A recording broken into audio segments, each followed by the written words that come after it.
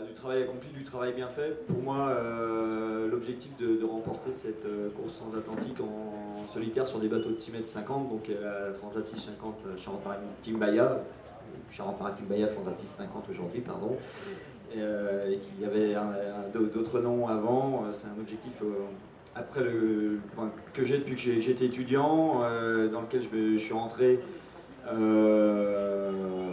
de façon concrète en 98 quand j'ai commandé mon premier prototype.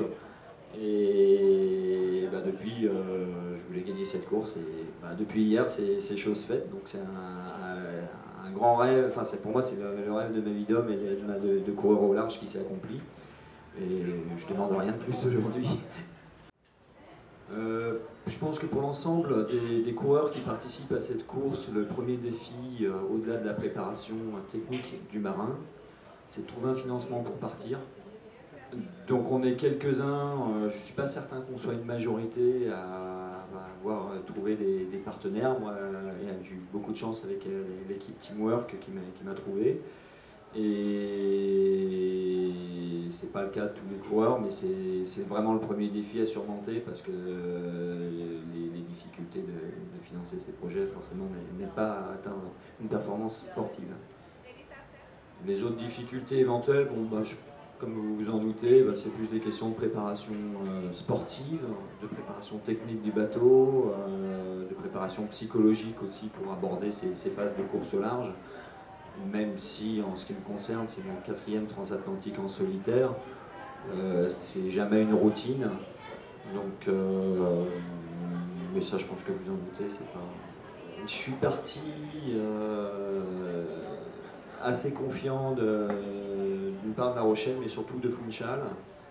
Une course n'est jamais gagnée tant que la ligne d'arrivée n'est pas franchie. Il y a d'excellents concurrents sur l'eau, il y a d'excellents concurrents qui ont dématé à 40 000 de Salvador de Bahia alors qu'ils étaient en tête.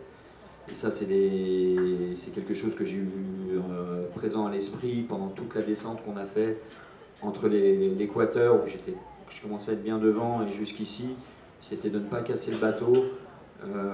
C'est un peu le seul doute que j'avais, mais des fois on avait des conditions météo, des conditions de mer qui étaient dures et qui faisaient souffrir les bateaux. Et là, oui, on n'avait pas le droit de casser les bateaux.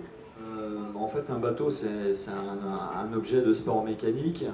Donc c'est un peu comme une voiture de compétition. On a un accélérateur et puis différentes cordes sur lesquelles on va tirer, et on peut augmenter ou réduire la surface de voilure en fonction des conditions météo qu'on rencontre pour aller plus ou moins vite.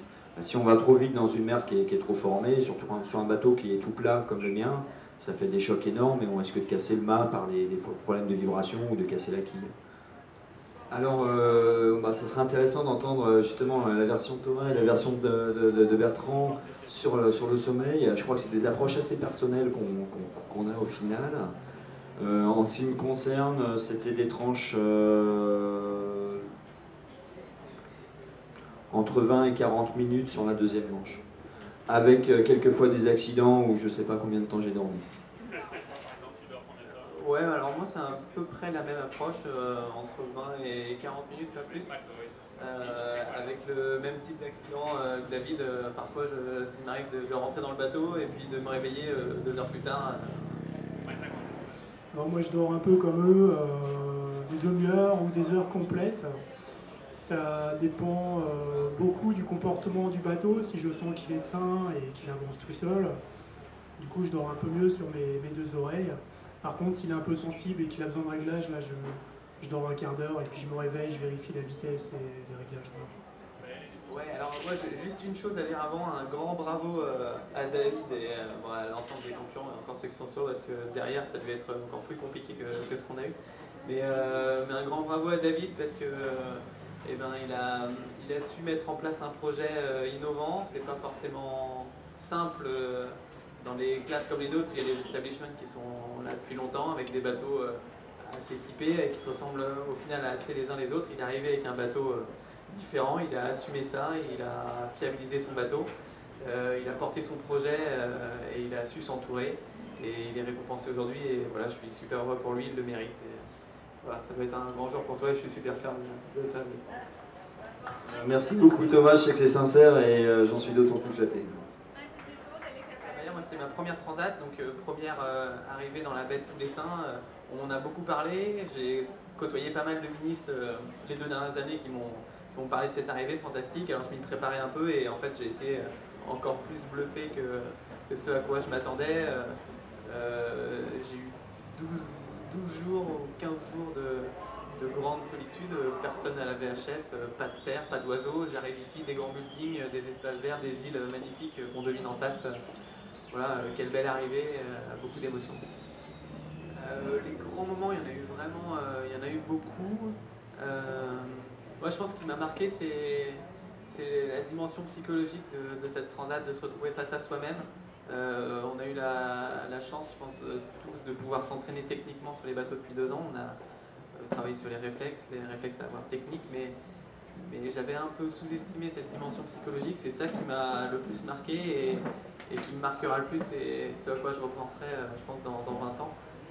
De se retrouver un petit peu face à soi-même, à se challenger, à chercher encore les ressources encore plus profondes en soi.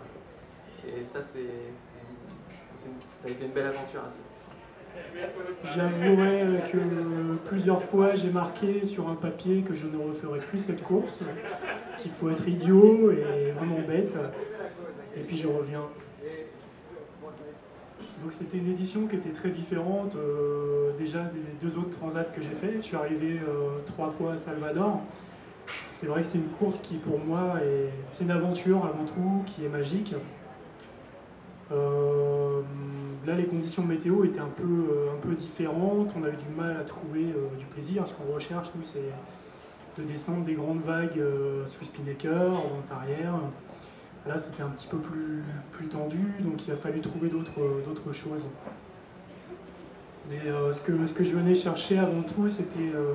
j'ai fait une belle transat en 2009, j'ai terminé 2e en remportant la première étape. Mais j'avais vraiment envie d'aller au bout d'un projet, puisque c'était un bateau que j'avais construit de mes mains, initialement prévu pour faire 2 fois la Mini, dont celle de 2011. Et cette année, je me suis vraiment battu pour être au départ. Et puis pouvoir prendre le départ de cette course. Et c'est quelque chose de profond, quelque chose qui m'a fait rêver. Quand j'ai fait d'autres courses sur d'autres bateaux, j'ai souvent repensé à ma Mini Transat et ces super bateaux.